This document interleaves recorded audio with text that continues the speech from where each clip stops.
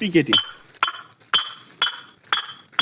দেখেন পাওয়ার ভাটার পিকেটের সাইজ। আসলে আসসালামু আলাইকুম, আজকে আসলাম আমরা ঢাকা ধামরাই কালামপুরের পাওয়ার বিক্সের ইট দেখাতে।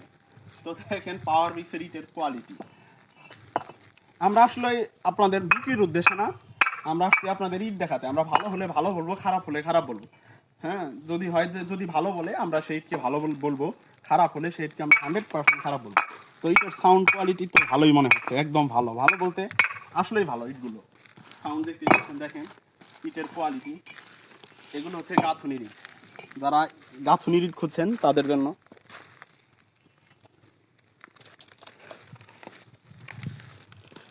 তো আসেন আপনাদের আমরা সাইজ মেপে দেখাচ্ছি।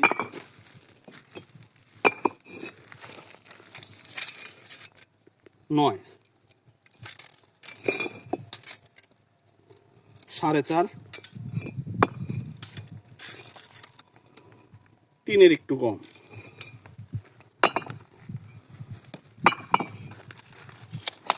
আমরা আসলে জাস্ট আপনাদের ইটগুলো দেখাতে আসছি, আমরা নিজেরাও দেখছি, আপনাদেরও দেখাচ্ছি। আমাদের কোনো বিক্রির উদ্দেশ্য না, যেহেতু ভাটা আমাদের নিজস্ব ভাটা আছে, আমরা সাধারণত ওই ভাটার ইটগুলোই সেল করে থাকি। আদার্স বাহির ইটগুলো সেল করি, কিন্তু আমরা হচ্ছে মাঝে মধ্যে এই ভাটার ইটগুলো সাপ্লাই দিই। ভাবলাম যে আমরা যেহেতু প্রতিদিন ভাটায় আসি, তো আপনাদেরও দেখাই, আপনারাও দেখেন যে ইটগুলো কেমন। শুধু নামই শোনেন বা প্রতিদিন আসতে পারেন না, আপনারা আসবেন, ভাটায় আসবেন, ভাটায় এসে ম্যানেজারের সাথে কথা বলে, ভাটার মালিকের সাথে কথা বলে আপনাদের ভালো যে আমরা কি বলতেছি দেখবেন যে কথার সাথে কাজের মিল আছে কিনা। আমরা ভালো হলে সেটাকে ভালোই বলবো। তো ইটের সাউন্ড দেখে মনে হচ্ছে যে ইটগুলো 100% ভালো। আসেন আপনাদের আমরা পাওয়ার ভাটার পিকেট দেখাই।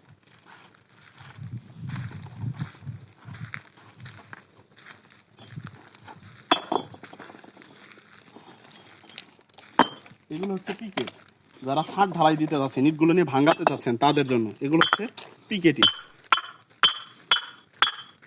দেখেন পাওয়ার ভাটার পিকেটের সাইজ। আসলে পিকেট মাপার কিছু নাই, যেহেতু পিকেটগুলো অনেক পোড়া হয়, পোড়া হওয়ার কারণে এগুলো সাইজগুলো একটু ছোট হয়ে যায়। এগুলো মাপার কিছু না, কারণ পিকেট বাঁকা বাঁকা তারা থাকে, এগুলো মাপার প্রয়োজন মনে করতেছি না। তো দেখেন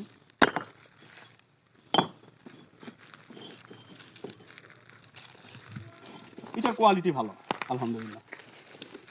তো আজকের মতো যাই, আসসালামু আলাইকুম।